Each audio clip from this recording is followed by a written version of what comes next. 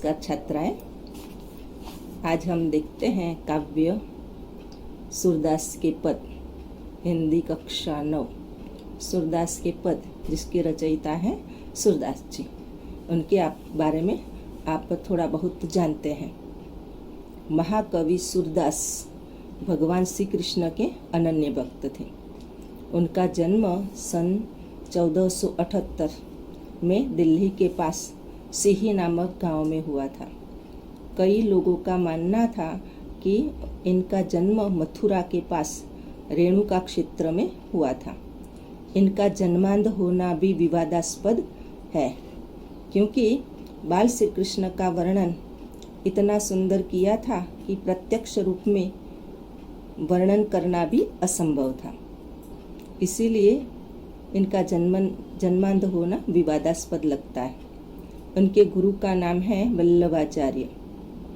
इनकी प्रेरणा से वे श्रीनाथ जी मंदिर में कृष्ण की लीलाओं से संबंधित पदों की रचना करते थे। उनकी रचनाएं हैं सुरसागर, सुरसारावली और साहित्य लहरी।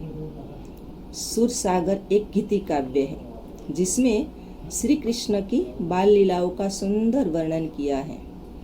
वात्सल्य एवं श्रृंगार रस से वर्णन में वे अद्वितीय हैं। साहित्य क्षेत्र में वे सूर्य के समान दैदीप्यमान हैं। प्रस्तुत पद्य में सूरदास की अनन्य भक्ति भावना का परिचय मिलता है। उनका मन सिवाय कृष्ण के कहीं और सुख नहीं पाता है। इस पद में सूरदास ने अपना आराध्य देव भगवान श्री कृष्ण का गुणगान किया है। एक बार और बता दूं, श्री कृष्ण ने उन्हें आंखें दी थी जब वह जंगल में थे सूरदास जी, और तभी एक दिन सूखे कुएं में वह गिर पड़े और तभी वह निकल नहीं पा रहे थे और उन्होंने भगवान को बहुत याद किया और भगवान उनकी मदद करने के लिए वह आ पहुँचे और उन्हें कुएं में से निकाल लिया था। और तभी राधा जी भी साथ में थी। भगवान कृष्ण और राधा जी दोनों बातचीत कर रहे थे और तभी सूरदास जी को मालूम पड़ गया कि भगवान श्री कृष्ण ही हैं और साथ में राधा जी की पायल, इनकी झनकार भी सुनाई दे रही थी। और तभी वह सूरदास जी ने कहा, आप मेरे पास में आओ। तो राधा जी उनके पास गए तो उनका चरण छू लिया और साथ में उनकी पायल भी सूरदास जी के हाथ में रह गई। और तभी राधा जी सूरदास से कह रहे कि मेरी पायल लौटा दो। सूरदास जी उन्हें कहते हैं कि मैं कैसे लौटाऊं, आपकी ही पायल है या नहीं, ये तो मैं नहीं जानता। आपको मैं दे दूं और अगर कोई दूसरा मुझसे मांगने के लिए आ पहुँचे तो मैं क्या जवाब दूं? आप मुझे अपना दर्शन कराए तभी मैं आपकी पायल लौटा सकता हूँ। और तभी भगवान श्री कृष्ण ने सूरदास जी को दृष्टि दी थी और उन्होंने भगवान श्री कृष्ण और राधा जी का दर्शन किया। और बाद में जब भगवान ने पूछा कि तुम्हारी क्या इच्छा है, तो सूरदास जी ने कहा, भगवान आपका दर्शन कर लिया है तो मैं इस संसार को अब देखना नहीं चाहता, वापस मेरी दृष्टि ले लीजिए, मुझे अब इस संसार को देखना नहीं। इसी तरह कहा गया है कि भगवान ने सूरदास को दर्शन दिए थे। और इस तरह सूरदास जी भगवान श्री कृष्ण के अनन्य भक्त हैं। अब हम काव्य देखते हैं। पद्य पहला आप भी मेरे साथ गाइए, पाठ्य पुस्तक निकालिए और साथ में गाइए। विनय तथा भक्ति का ये पद है।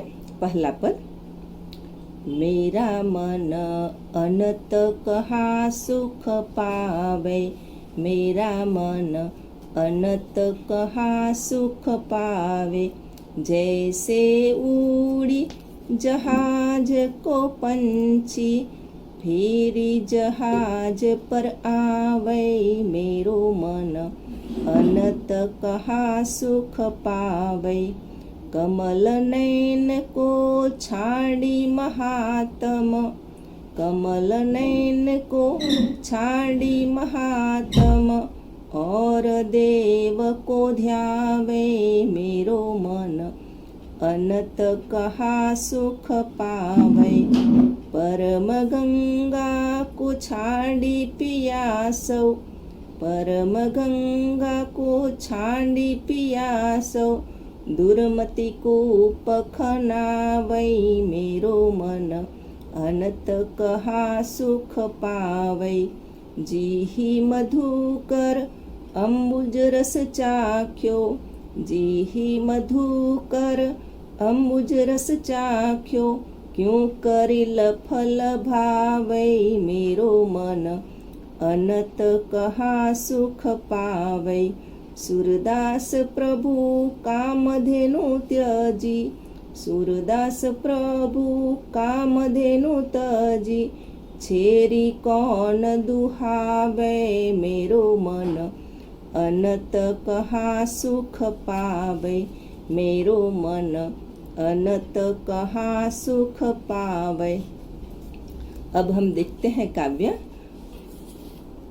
ध्यानपूर्वक सुनिएगा और ध्यान रखिएगा एक एक पंक्ति को। मेरो मन अनंत कहाँ सुख पावे। सूरदास जी कहते हैं कि भगवान श्री कृष्ण के बिना मेरा मन अन्यत्र कहाँ सुख पा सकता है, कहीं सुख नहीं पा सकता। उन्हें भगवान श्री कृष्ण पर अत्यंत श्रद्धा है, विश्वास है, इसलिए भगवान श्री कृष्ण को छोड़कर वह कहीं नहीं जाना चाहते और वह कहते हैं कि भगवान श्री कृष्ण के सिवाय मेरा मन अन्यत्र यानी दूसरे देवों में नहीं लगता है। जैसे उड़ी जहाज को पंछी फिरी जहाज पर आवे। यहाँ पर भगवान श्री कृष्ण को जहाज का रूप दिया गया है। कहा है कि जैसे जहाज का पंछी है, वह जहाज से उड़कर फिर वही जहाज पर आ जाता है। समुद्र में जहाज आगे बढ़ रहा हो और इस जहाज का पंछी हो तो वह उड़ता तो है जरूर, वह फिर इधर उधर घूमकर वापस वही जहाज पर आ जाता है। तो यहाँ पंछी यानी सूरदास जी है। सूरदास जी कहते हैं कि मैं भगवान श्री कृष्ण रूपी जहाज को छोड़कर कहीं और नहीं जा सकता। जैसे जहाज का पंछी जहाज से उड़कर फिर वही जहाज पर लौट आता है, उसी तरह सूरदास जी कहता है कि मेरा मन भी भगवान श्री कृष्ण से आगे बढ़कर कहीं देवों की ओर जाता है, लेकिन लौटकर फिर श्री कृष्ण के पास आ जाता है, उनके चरणों में लौट आता है।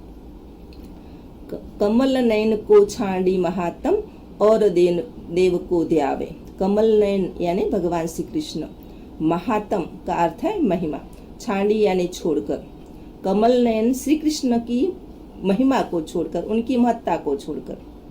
कमल नयन भगवान श्री कृष्ण की महिमा को छोड़कर और देव को क्यों ध्यावे, उनका ध्यान कौन करे।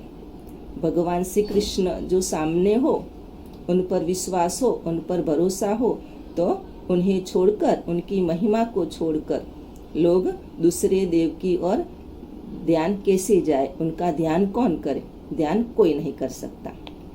परम गंगा को छाड़ी पियासो, दुर्मति कूप खनावे। सामने अगर पवित्र गंगा नदी हो, परम गंगा यानी गंगा नदी, पवित्र गंगा नदी को छाड़ी यानी छोड़कर, पियासो यानी प्यासा, जिसे पानी की प्यास लगी है, जो प्यासा व्यक्ति हो और सामने पवित्र गंगा नदी हो तो उसे छोड़कर कुएं का पानी कैसे पी सकता है। दुर्मति कूप खनावे, तो सामने गंगा नदी हो तो प्यासा व्यक्ति ये पानी को छोड़कर कुआं खुदवाए, इसका ऐसा जैसा मूर्ख तो कोई नहीं हो सकता, तो उसे मूर्ख कहा जाता है। पवित्र गंगा नदी के पानी को छोड़कर प्यासा व्यक्ति अगर कुआं खुदवाने लगे तो इसके जैसा मूर्ख कोई नहीं है। तो यहाँ पवित्र गंगा नदी यानी भगवान श्री कृष्ण के रूप में है, उसे छोड़कर कोई कुआं नहीं खुदवा सकता, यानी वही पवित्र गंगा का पानी पिएगा। जिहि मधुकर अम्बुज रस चाख्यो, क्यों करिल फल भावे। अम्बुज रस यानी कमल का रस, मधुकर यानी भौरा, जिस भौरे ने, जिस भ्रमर ने अंबुज का रस चख लिया हो, कमल का रस चख लिया हो, वो करील के फल का रस कैसे पसंद कर सकता है? उसे कैसे भाता है? उसे अच्छा नहीं लगता। जिस भौरे ने अंबुज रस यानी कमल का रस, मधुर रस चख लिया हो, उसे करील फल का कड़वा रस कैसे पसंद आएगा? वह नहीं पिएगा। तो अंबुज रस यानी भगवान श्री कृष्ण है, जो अमृत के समान है। सूरदास प्रभु कामधेनु तजी, छेरी कौन दहावे। सूरदास जी कहते हैं कि मेरे प्रभु कामधेनु समान है। कामधेनु मतलब ऐसी धेनु जिससे हमारी सभी इच्छाएं पूर्ण हो, यानी सभी इच्छाएं कामनाएं पूर्ण करनारी धेनु यानी कामधेनु। तो भगवान श्री कृष्ण को यहाँ कामधेनु के रूप में सूरदास जी ने बताया है कि मेरे प्रभु तो कामधेनु है। अगर सामने कामधेनु हो तो उसे छोड़कर कौन बकरी का दूध निकालेगा? छेरी कौन दुहावे। छेरी यानी बकरी, बकरी को कौन दोहता है? कामधेनु हो तो कामधेनु का ही दूध पिएगा। तो यहाँ पहले पद में सूरदास जी ने जहाज यानी श्री कृष्ण को जहाज के रूप में देखा है, उनकी महिमा को देखा है, जो कमल नयन है। पवित्र गंगा के रूप में देखा है, अंबुज रस के रूप में देखा है और कामधेनु के रूप में देखा है। तो ये सभी पवित्र चीजें हैं। कामधेनु यानी स्वर्ग की गाय, जो हमारी सभी कामना को पूर्ण करती है। तो उसी तरह कवि ने यहाँ अपनी विनम्रता दिखाई है कि उनको छोड़कर वह कहीं नहीं जा सकता। सूरदास जी कहते हैं कि मैं श्री कृष्ण रूपी जहाज का पंछी हूँ, मैं उन्हें छोड़कर और कहीं नहीं जा सकता। श्री कृष्ण की महिमा भूलकर मैं और किसी देवता का ध्यान नहीं कर सकता। श्री कृष्ण जैसी गंगा का जल मिलने के बाद मुझे कुएं का पानी पीने की चाह नहीं। मेरा मन मधुकर श्री कृष्ण की भक्ति का अंबुज रस चखने के बाद अन्य किसी रस की इच्छा नहीं रखता। मेरे प्रभु तो कामधेनु के समान है, उनको छोड़कर मैं बकरी का दूध दूहने क्यों जाऊं? यहाँ सभी उदाहरण, विभिन्न उदाहरणों द्वारा कवि ने अपनी भक्ति भावना प्रकट की है। तो पहले पद जिसका शब्दार्थ है अनत मतलब अन्यत्र, महातम अर्थात महिमा, छांडी मतलब छोड़कर, पियासव यानी प्यासा, खनावई यानी खुदवाए, मधुकर यानी भौरा, करील यानी कंटीला पौधा है जो कड़वा है, छेरी यानी बकरी। अब हम दूसरा पद देखते हैं। ये भी आप किताब निकालकर इसमें से गाइए मेरे साथ। शोभित कर नवनीत लिए, शोभित कर नवनीत लिए, गुटुरुनि चलन रेणु तन मंडित, गुटुरुनि चलन रेणु तन मंडित, मुख ददिले पकिए, शोभित कर नवनीत लिए। चारु कपोल लाल लोचन, चारु कपोल लोल लोचन, गोरोचन तिलक दिए, शोभित कर नवनीत लिए। लट लटकनी मनु मत्त मधुपगन, लट लटकनी मनु मत्त मधुपगन, मादक मधुहि पिए, शोभित कर नवनीत लिए। कटुला कठुला कंठ वज्र के हरि नख, कठुला कंठ वज्र के हरि नख, राजत रुचि रहिए, शोभित कर नवनीत लिए।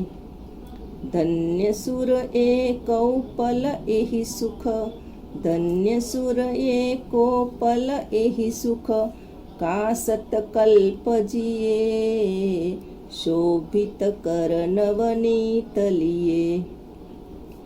तो यहाँ पर ये पद में भगवान श्री कृष्ण का बाल स्वरूप का वर्णन किया गया है।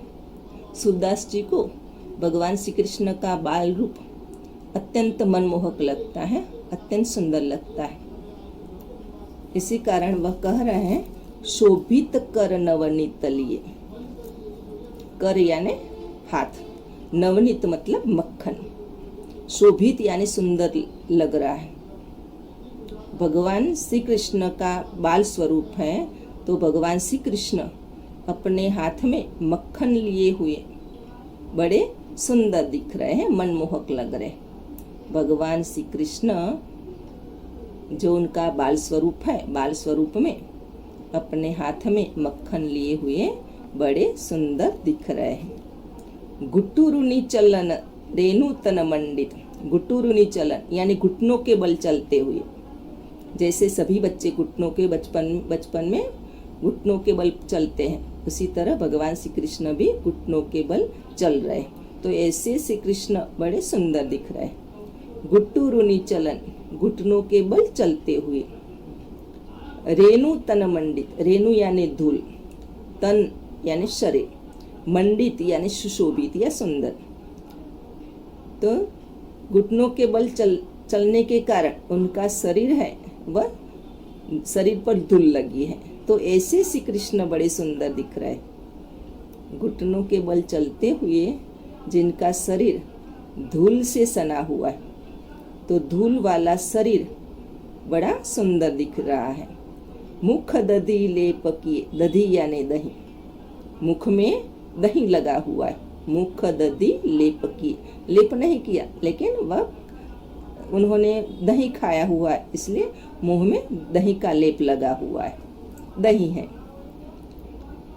तो वह ऐसे श्री कृष्ण, उनका बाल स्वरूप सूरदास जी को अत्यंत मनमोहक लगता है, सुंदर लगता है।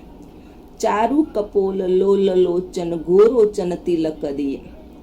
चारु यानी सुंदर, कपोल यानी घाल, उनके घाल बड़े सुंदर हैं। जो बच्चे होते हैं, बच्चों के गाल गोरे गोरे होते हैं, गोल।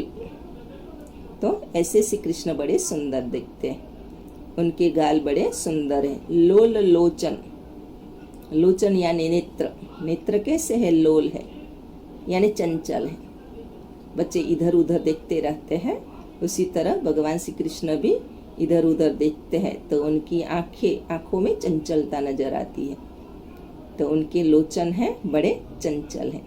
गोरोचन तिलक दिए, उनके मस्तक पर गोरोचन का तिलक लगा हुआ है। गोरोचन यानी मस्तक पर जो तिलक लगाया जाता है, ऐसा पीला द्रव्य, उसे कहते हैं गोरोचन। मस्तक पर गोरोचन का तिलक लगाया हुआ है, ऐसे श्री कृष्ण बड़े सुंदर दिख रहे। लट लटकनी मनुमत्त मधुपगन मादप मधु ही पिए। लट लटकनी, लट लटक रही है, कहाँ पर? सिर के दोनों ओर, सिर के दोनों ओर लटे लटकती हैं, झूल रही है। मनु यानी मानो, तो जैसे वह घुटनों के बल चल रहे हैं, शरीर धूल से सना हुआ है, मुख में दही है और दोनों ओर सिर के दोनों ओर लटे लटक रही है, तो कवि को ऐसा लगता है मानो मत्त यानी मदमस्त, मधुपगन भौरों का समूह, मादक यानी मस्त, मधु ही पिए, मधु पी रहे हैं। मस्त होकर, मानो मस्त होकर भौरों का समूह मस्त मधु पी रहे, ऐसे भगवान श्री कृष्ण दिख रहे हैं। उनके सिर के दोनों ओर लटे लटक रही है, मानो ऐसा लगता है मानो मस्त होकर भौरे मस्त मधु पी रहे हो। कठुला कंठ वज्र के हरिनख, कठुला यानी माला, कंठ में माला पहनी हुई है, धारण की है, तो इसमें क्या है? वज्र के हरिनख, इसमें है बजरबट्टू, सिंह के नाखून है और साथ में चांदी की चौकियां है। तो ये बजरबट्टू, चांदी की चौकियां, केहरी के नाखून, केसरी नख वाली माला उसके हृदय पर बड़ी सुंदर दिख रही। राजत रुचि रही है, ही यानी हृदय पर, रुचिर यानी सुंदर और राजत यानी सुशोभित। तो उन्होंने जो गले में कंठुला धारण की है, माला धारण की है, वह बड़ी सुंदर दिख रही, उनके हृदय पर बड़ी सुंदर दिख रही है, जो विराजमान है। धन्य सुर एक पल इहि सुख का सतकल्प जिए। सूरदास जी कहते हैं कि मैं तो धन्य हो जाऊं। कैसे? धन्य सुर, सुर यानी सूरदास। सूरदास जी कहते हैं कि ऐसे भगवान बाल श्री कृष्ण की छवि, बाल श्री कृष्ण की छवि देखने का सुख अगर एक पल के लिए, एक पल के लिए भी मिल जाए तो मेरा जीवन तो धन्य हो जाए। सूरदास जी कहते हैं कि बाल श्री कृष्ण की ये छवि जो मनोहर है, मनोरम्य है, ऐसी मनोरम छवि अगर देखने का सुख एक पल के लिए भी, एक क्षण के लिए भी मिल जाए तो मेरा जीवन धन्य हो जाए। का सतकल्प जिए, तो फिर 100 कल्प जीने का अर्थ क्या है? 100 कल्प जीने का कोई अर्थ नहीं है। सतकल्प, सत यानी 100, कल्प यानी करोड़, 100 करोड़ों साल, 100 करोड़ साल जीने का क्या अर्थ है? तो भगवान श्री कृष्ण का ये बाल स्वरूप सूरदास जी की आंखों में बस गया है। ऐसा मनोहर, ऐसी मनोहर छवि को देखकर मानो वह तो धन्य हो गए। इसलिए कहते हैं कि एक पल के लिए भी ये छवि देखने का सुख मिल जाए तो 100 करोड़ जीने का कोई अर्थ नहीं है। तो यहाँ पर सूरदास जी के पद में सूरदास जी ने अपनी अनन्य भक्ति प्रकट की है। अनन्य भक्ति प्रकट करते हुए उन्होंने दूसरे पद में, जो सूरदास जी दूसरे पद में भगवान श्री कृष्ण का जो बाल स्वरूप यहाँ प्रकट किया है, तो सभी बच्चे ऐसे लगते हैं, लेकिन यहाँ तो भगवान श्री कृष्ण है, उनका बाल स्वरूप मनोहर है, वह उनकी दृष्टि में हमेशा बसा रहे, ऐसी प्रार्थना सूरदास जी करते हैं कि उनका जीवन ऐसे बाल स्वरूप को देखकर धन्य हो गया है। अब आपको स्वाध्याय के प्रश्न लिखने हैं। आप स्वाध्याय के प्रश्न लिखोगे, काव्य पढ़ोगे 2 बार। अब शब्दार्थ देखिए। नवनीत का अर्थ है मक्खन, मंडित यानी सुशोभित, दधी यानी दही, कपोल मतलब गाल, लोल यानी चंचल, मनु यानी मानव, मधुप यानी भौरा, राजत मतलब सुशोभित, का यानी क्या, सत यानी 100 साल जीने का कोई अर्थ नहीं, यानी भगवान श्री कृष्ण की छवि का दर्शन हो जाए, उनके मनोहर रूप का दर्शन हो जाए तो और ज़्यादा जीने की जरूरत नहीं। वह हमेशा अपनी आँखों में भगवान श्री कृष्ण को बसाने के लिए वह तैयार थे और उनकी आँखों में बसे रहे। आपको काव्य पढ़ना है बार बार और इनके स्वाध्याय के प्रश्न लिखना है।